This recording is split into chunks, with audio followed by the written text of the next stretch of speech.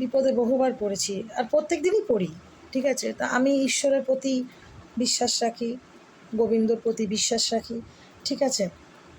তা আপনাদেরকেও বলবো, যখন আপনারা কোনো রাস্তা পাবেন না, যে কোনো বিপদ থেকে আপনারা উদ্ধার হতে পারছেন না, বা কোনো রাস্তা যখন পাচ্ছেন না, কিচ্ছু করতে হবে না।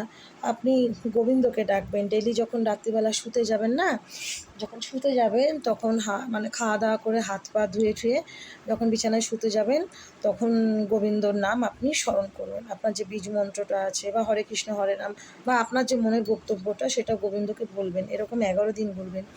11 দিন বলার পরও যদি দেখছেন যে না, আপনি কোনো রাস্তা পাচ্ছেন না, 11 দিনের পর থেকে 12 দিনের মাথা থেকে গোবিন্দকে বলবেন, হা গোবিন্দ, আমাকে রাস্তা দেখাও, আমাকে পথ দেখাও, তুমি ছাড়া আমার কেউ নেই। দেখবেন গোবিন্দ আপনাকে রাস্তা দেখাবে, আপনার সমস্যা সমাধান হবে। জয় শ্রীকৃষ্ণা, রাধা মাধব।